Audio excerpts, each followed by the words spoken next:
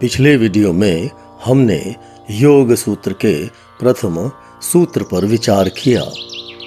अथ योगानुशासनम। अब योग शास्त्र आरंभ हो रहा है। हमने अथ, योग और अनुशासन शब्दों के अर्थ को जाना। अब दूसरे सूत्र में पतंजलि जी योग की परिभाषा दे रहे हैं। आखिर योग ही तो योग सूत्र का मूल विषय है।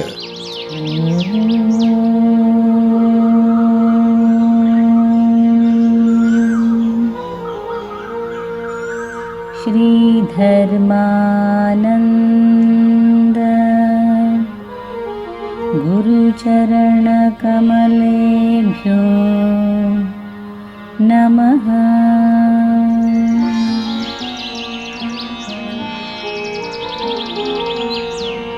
महर्षि पतंजलि मुनि प्रणीतम योग सूत्रम।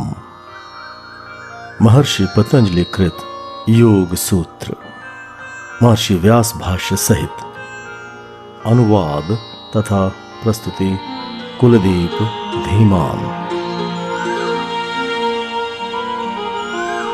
योगेन चित्तस्य पदेन वाचा मनं शरीरस्य च वैद्यकेन योपाकरोत्तं प्रवरं मुनिना पतंजलि प्राञ्जलिरानतोऽस्मि।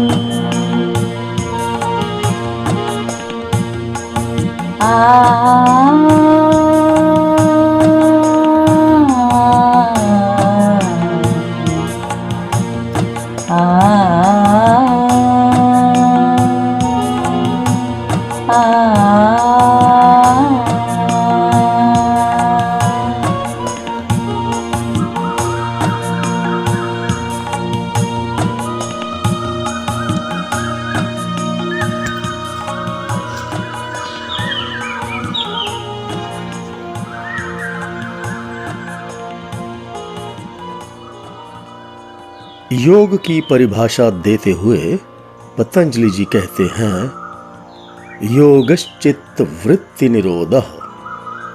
योगः चित्त वृत्ति निरोधः।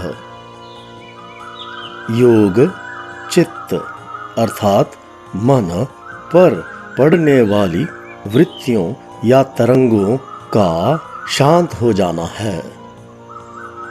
वैसे तो योग शब्द के अनेक अर्थ हैं, परंतु इसका प्रचलित अर्थ है किसी के साथ एक हो जाना या किसी में समा जाना।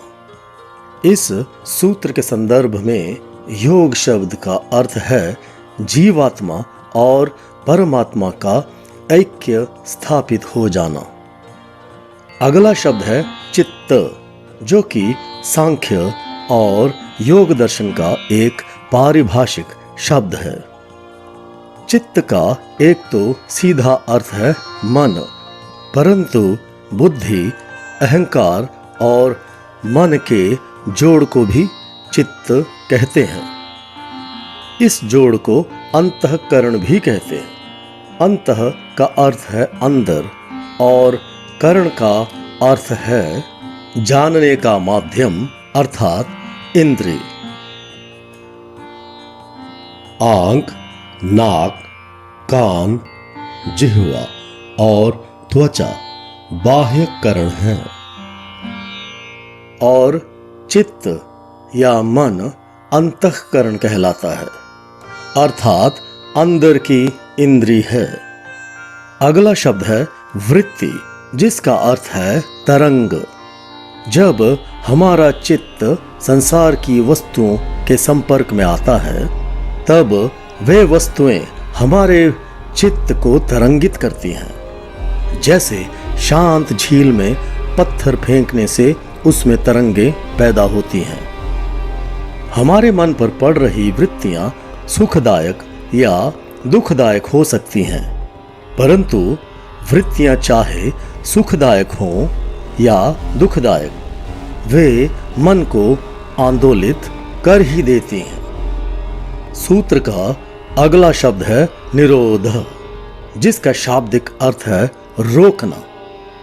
योगश चित्त वृत्ति निरोधः।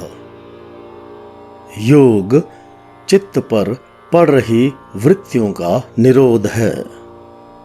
निरोध शब्द का बहुत ही गलत अर्थ किया गया है। लोग समझते हैं निरोध का अर्थ है दमन करना, परंतु यहाँ यह अर्थ नहीं है। दमन करने से तो मन के विकार और भी बढ़ जाते हैं। यहाँ निरोध शब्द का अर्थ है विवेक से समझना और वृत्तियों को धीरे धीरे अपने आप ही शांत हो जाने देना। देखते हैं व्यास जी इस सूत्र के बारे में क्या कहते हैं। सर्व शब्दाग्रहणात् संप्रज्ञातोपि योग इत्याख्यायते। सर्व शब्दाग्रहणात्, क्योंकि इस सूत्र में सर्व शब्द का प्रयोग नहीं किया गया है। संप्रज्ञातोपि योग इत्याख्यायते, इसलिए संप्रज्ञात समाधि को भी योग के अंतर्गत माना जाता है। जब मन को किसी एक वस्तु पर किसी निश्चित समय तक केंद्रित कर दिया जाता है, तब उस अवस्था को संप्रज्ञात समाधि कहते हैं। योगश चित्त वृत्ति निरोधः। यह सूत्र योग सूत्र का सबसे महत्वपूर्ण सूत्र है। इसमें पतंजलि जी योग सूत्र में उठाई गई समस्या को बता रहे हैं और साथ ही उसका समाधान भी दे रहे हैं। पतंजलि जी ने जो समस्या उठाई है वह है बाह्य विषयों के संपर्क में आने पर हमारे मन का निरंतर तरंगित होते रहना या डावाडोल होते रहना। यही हमारे जीवन की सबसे बड़ी समस्या है और इसका समाधान है मन को निस्तरंग बनाना, शांत बनाना। पतंजलि जी मन को शांत करने की बात कर रहे हैं, बाह्य संसार को शांत करने की नहीं। बाहरी संसार को तो शांत करना किसी के भी वश में नहीं है। हमारे वश में तो केवल इतना ही है कि हम अपने मन को शांत कर लें, परंतु यह बहुत ही कठिन काम है। बाह्य जगत में अनंत वस्तुएं हैं जो हमारे मन को आंदोलित करती रहती हैं। उनमें से कुछ को तो हटाया जा सकता है, परंतु सबको नहीं। और अगर कुछ को हटाया भी जा सके तो भी उन्हें अपनी स्मृति से नहीं हटा सकते हम। वास्तव में जिस भी वस्तु को हम अपने मन से हटाने की चेष्टा करते हैं वह मन में और भी दृढ़ हो जाती है। इस सूत्र में पतंजलि जी योग के सबसे महत्वपूर्ण शब्दों को प्रस्तुत कर रहे हैं। योग, चित्त, वृत्ति तथा निरोध। योग शब्द का हमें कुछ कुछ ज्ञान हो चुका है। अब हम चित्त को समझने का प्रयास करते हैं। आखिर योग सूत्र का अंतिम प्रयोजन तो विचलित चित्त को शांत करना ही है। इसलिए हमें सबसे पहले चित्त को ठीक से समझना होगा, क्योंकि हम चित्त या मन शब्द का प्रयोग तो बहुत करते हैं, परंतु मन वास्तव में क्या है और कैसे काम करता है हम ठीक से नहीं जानते। पश्चिम में भी मन पर विचार हुआ है। आधुनिक काल में सबसे पहले जर्मनी के विल्हेम वुंट ने मनोविज्ञान को स्थापित करने का प्रयास किया। उनके पश्चात सिगमंड फ्रॉयड ने साइकोएनालिसिस की विधि विकसित की। उनके सिद्धांतों ने उस समय के समाज को झकझोर दिया। उनके अनुसार हमारा जीवन अवचेतन या अनकॉन्शियस मन के द्वारा नियंत्रित होता है। लगभग उसी समय रूस के इवान पेट्रोविच पावलोव और अमेरिका के जॉन बी वॉटसन ने व्यवहारवाद की स्थापना की। भौतिकवादी होने के कारण उन्होंने मन की सत्ता को स्वीकार ही नहीं किया। उनके अनुसार व्यवहार को ही वैज्ञानिक विधि से समझना चाहिए, क्योंकि व्यवहार का निरीक्षण किया जा सकता है। मन का तो इंद्रियों द्वारा पता ही नहीं चलता, अतः मन कुछ होता ही नहीं। इसलिए व्यवहारवादी केवल संवेदना और प्रतिक्रिया, स्टिमुलस और रिस्पॉन्स का अध्ययन करते थे। कुछ भौतिकवादी दार्शनिक तथा वैज्ञानिक मन की सत्ता को तो स्वीकार करते हैं, पर वे मन को शारीरिक क्रियाओं का उपफल, बाई प्रोडक्ट ही मानते हैं। इधर भारतीय विचारधाराओं ने भी मन के बारे में बहुत गहन चिंतन किया है, परंतु उनमें आपसी मतभेद भी हैं। हम योग सूत्र की चर्चा कर रहे हैं, इसलिए हम जानने की चेष्टा करेंगे कि योग मन के बारे में क्या कहता है। अन्य भारतीय विचारधाराओं की चर्चा संदर्भ के अनुसार करेंगे। सांख्य तथा योग दर्शन के अनुसार हमारे भीतर जो भी बाह्य वस्तुओं की तरफ उन्मुख होता है तथा उनसे प्रभावित होता है, उसे चित्त या मन कहते हैं। योग में इसी को अंतःकरण भी कहते हैं, जो कि बुद्धि, अहंकार तथा मन का जोड़ है। बुद्धि को सांख्य में महत भी कहते हैं। हम मन को इस चार्ट के द्वारा आसानी से समझ सकते हैं। सांख्य के अनुसार सारा ब्रह्मांड 25 तत्वों से बनता है। बाईं तरफ पुरुष है, जो कि चेतन है, ज्ञानवान है तथा निरपेक्ष एब्सोल्यूट है।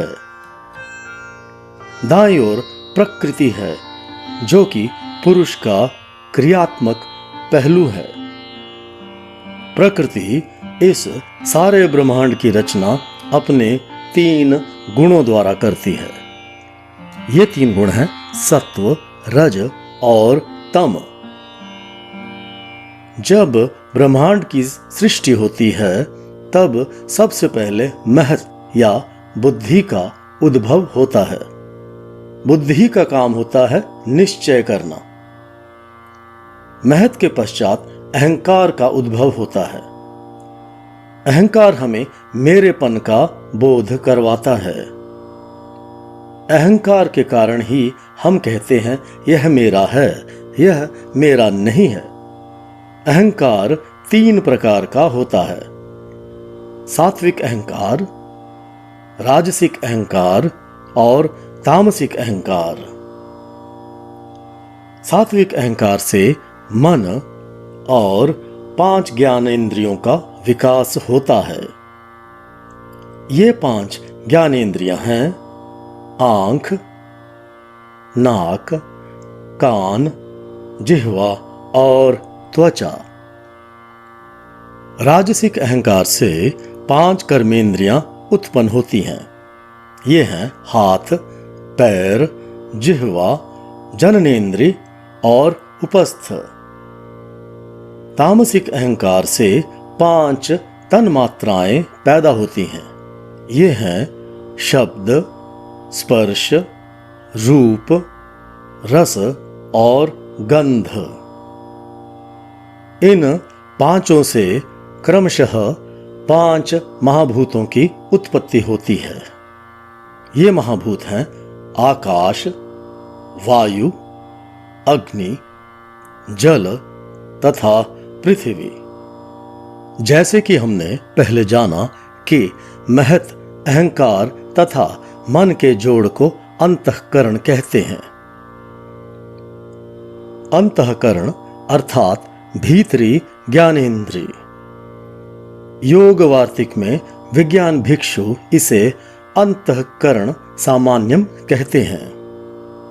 यह बात सत्य है कि हमें संसार की वस्तुओं का ज्ञान ज्ञानेंद्रियों के द्वारा होता है, परंतु जो भी ये 5 ज्ञानेंद्रियां ग्रहण करती हैं उनकी समझ मन के द्वारा ही होती है। हम सबसे पहले मन को ही लेते हैं। हम बाहरी जगत को 5 ज्ञानेंद्रियों द्वारा जानते हैं, परंतु ये 5 ज्ञानेंद्रियां अपने आप में कुछ भी नहीं जानती। अगर इंद्रियां ही वस्तुओं को जानती हों तब तो सोते हुए व्यक्ति की आंखें भी देखती। मृत शरीर में 5 इंद्रियां तो होती हैं, पर उस मृत शरीर को किसी भी तरह का ज्ञान नहीं होता। इंद्रियां कुछ भी नहीं जानती, वे केवल खिड़कियां हैं या गोलक हैं।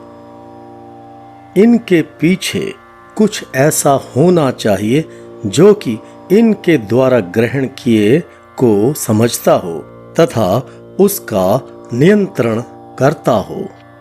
अगर ऐसा कुछ ना हो तब तो बड़ी समस्या खड़ी हो जाएगी।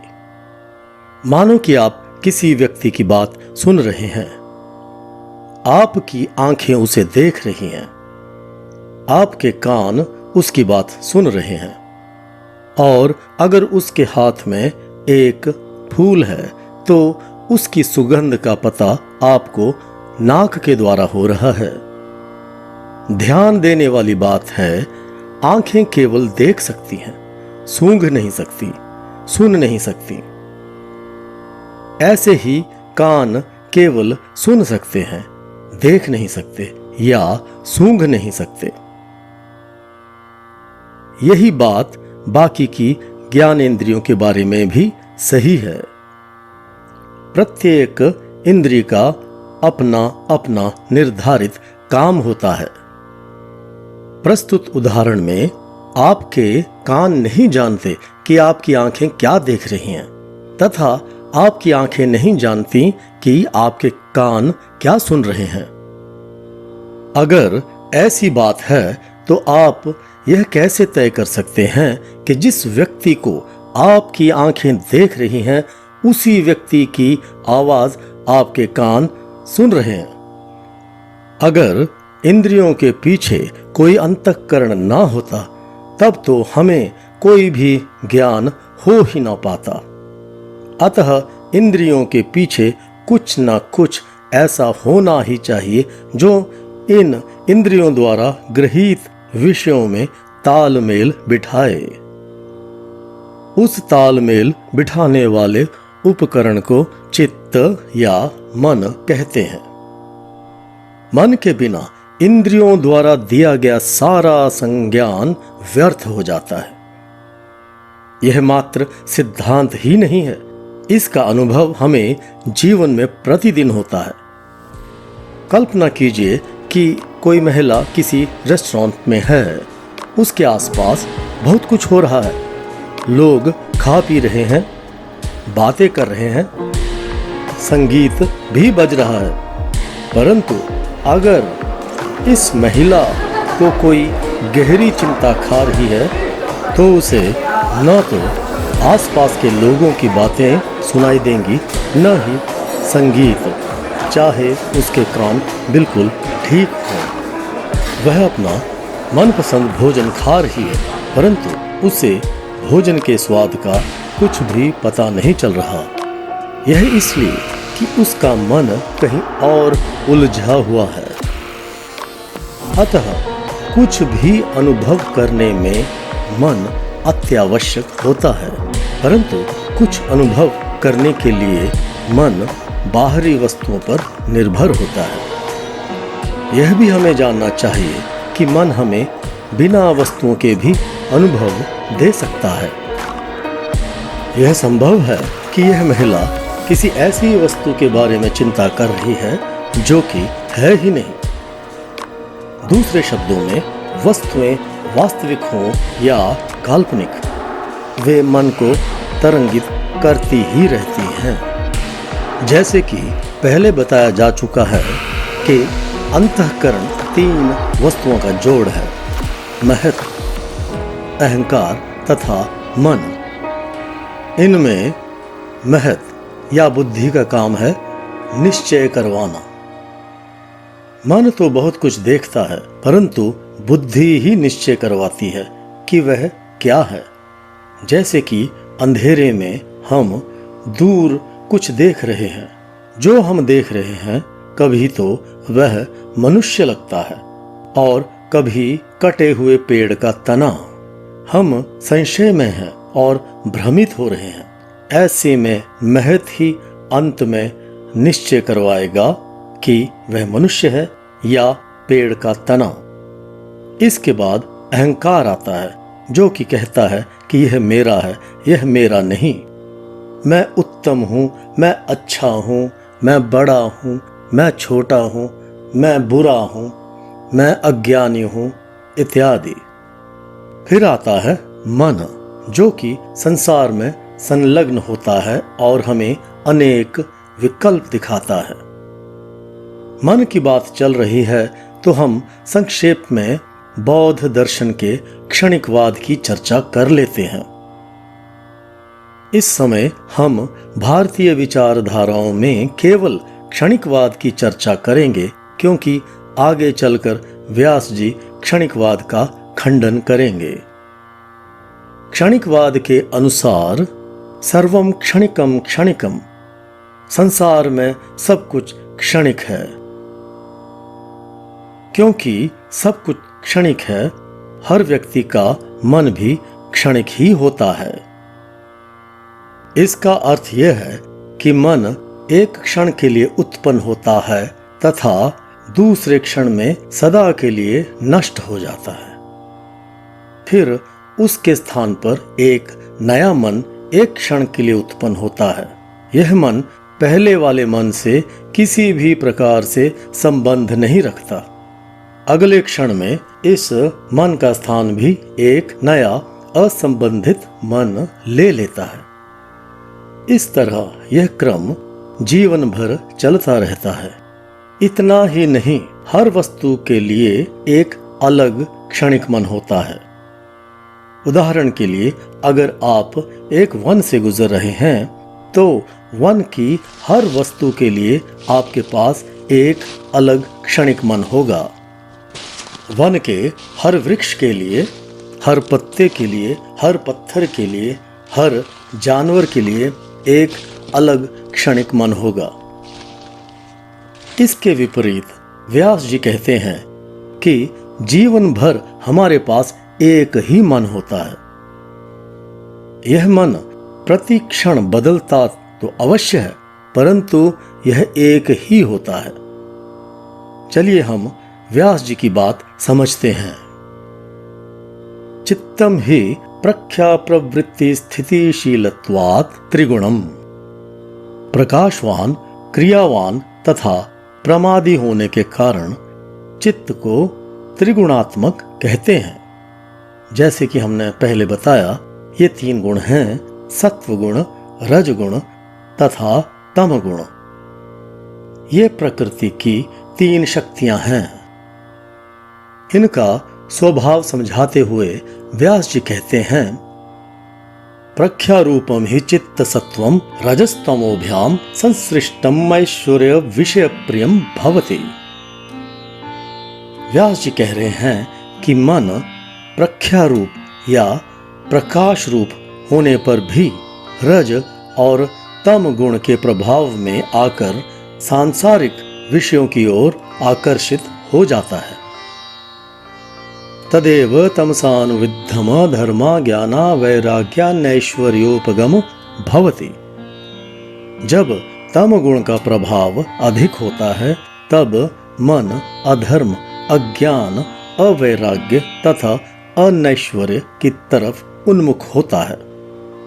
तदेव प्रक्षीण मोहावरणम सर्वतः प्रद्योतमान मनुविद्धम रजो मात्रया धर्म ज्ञान वैराग्यैश्वर्योपगम भवति।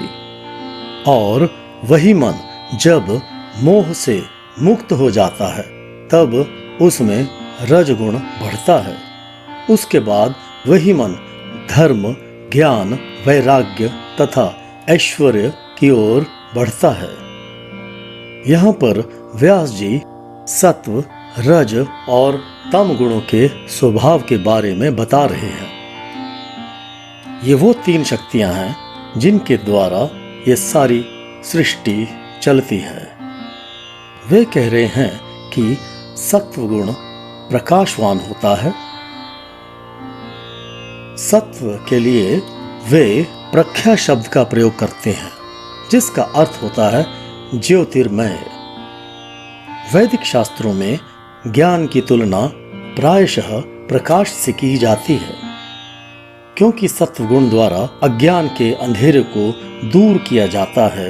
उसे प्रख्या रूप कहते हैं। रजगुण क्रियात्मक है, अतः उसे वेग और क्रियात्मकता से जोड़ा जाता है। इसका प्रतीक है लाल रंग।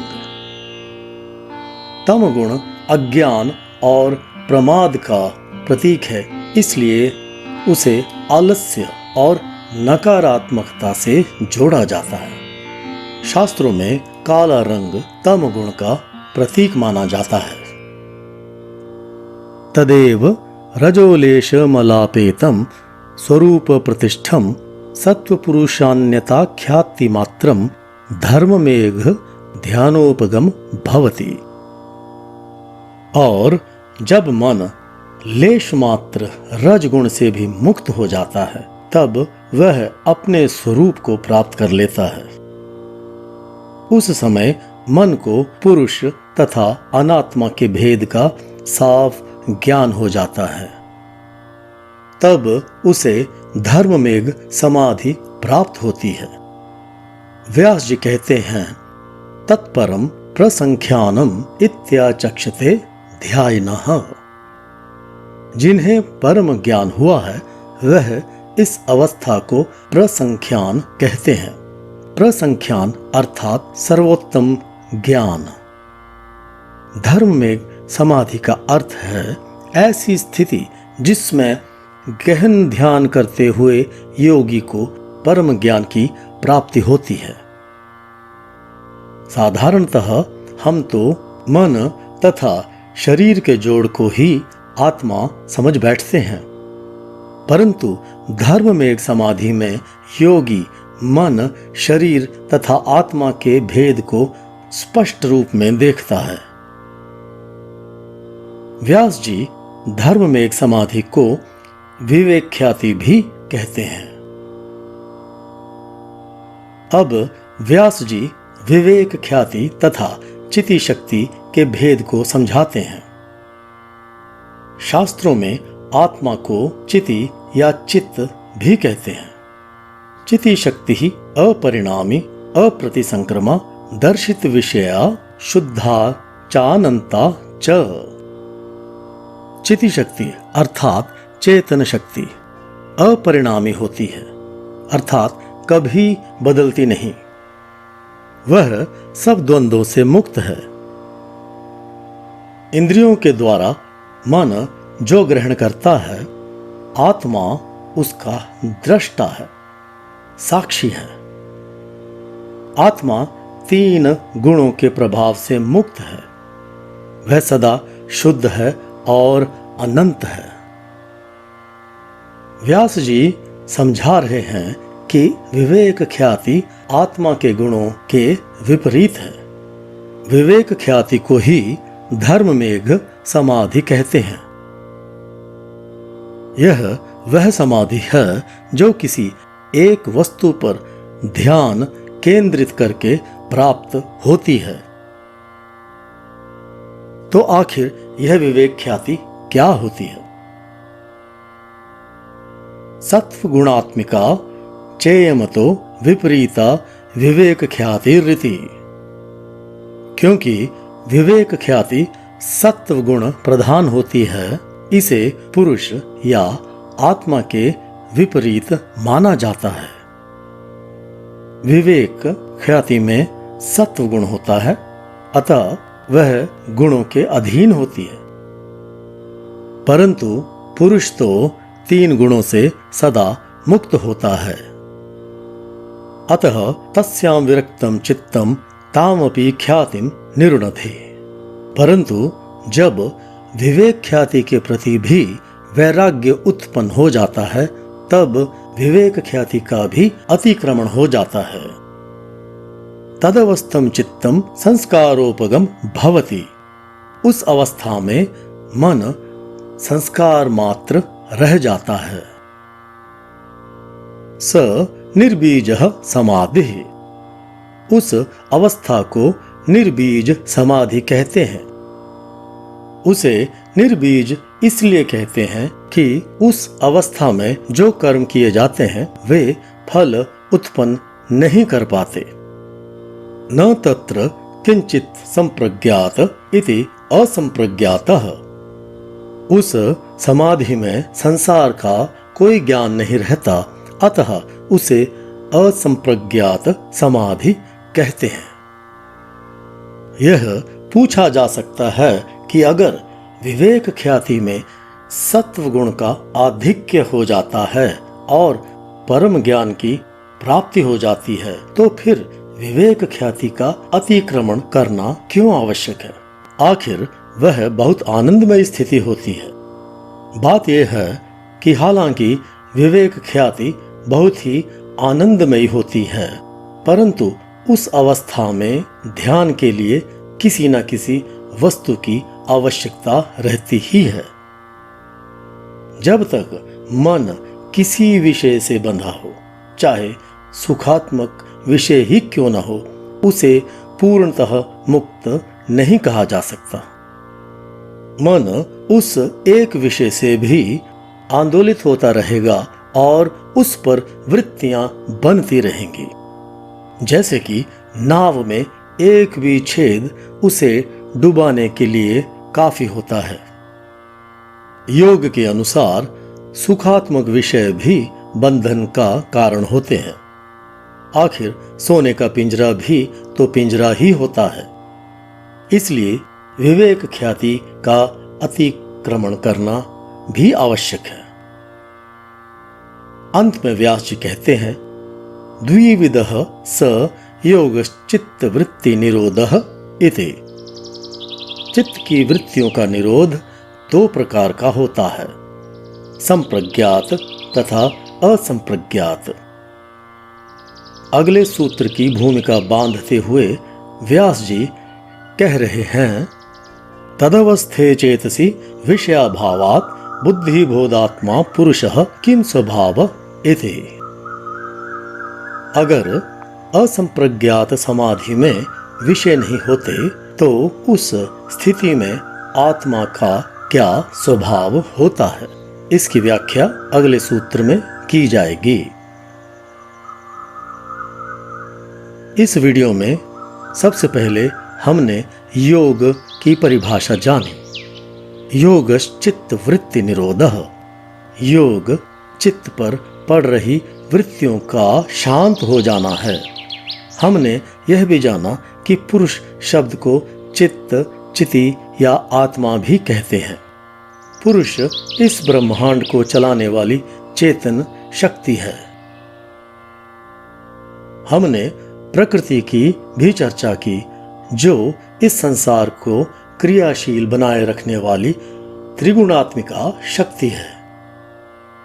ये 3 गुण हैं, सत्व, रज और तम। रज क्रियात्मक शक्ति है, तम स्थिति शक्ति है और सत्व संतुलन और प्रकाशात्मक शक्ति है। महत या बुद्धि सृष्टि में सबसे पहले उत्पन्न होती है। यह निश्चयात्मक होती है। अहंकार अस्मिता उत्पन्न करवाता है। चित्त या मन विकल्पात्मक होता है। दो शब्दों को ध्यान से ग्रहण करना आवश्यक है, चित तथा चित्त। चित अर्थात पुरुष या आत्मा और चित्त अर्थात मन। हमने जाना कि सांसारिक विषय हमारे मन पर वृत्तियां पैदा करते हैं। फिर हमने निरोध का अर्थ जाना। निरोध का अर्थ है रोकना, परंतु इसका अर्थ बलपूर्वक दबाना नहीं है, समझ से दबाना है, विवेक से दबाना है। फिर हमने दो प्रकार की समाधियों के बारे में जाना, संप्रज्ञात और असंप्रज्ञात। जब किसी एक विषय पर ध्यान केंद्रित हो जाए तो उससे संप्रज्ञात समाधि कहते हैं, और जब हम उस एक विषय से भी मुक्त हो जाते हैं तब उस अवस्था को असंप्रज्ञात समाधि कहते हैं।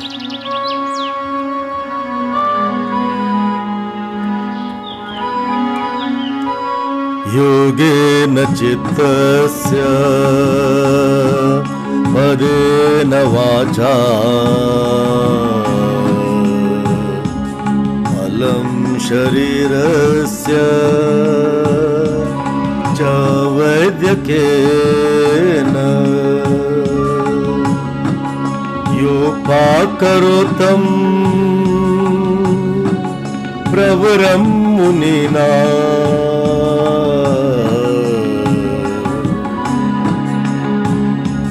पतंजलि प्राञ्जलिरानतोऽस्मि।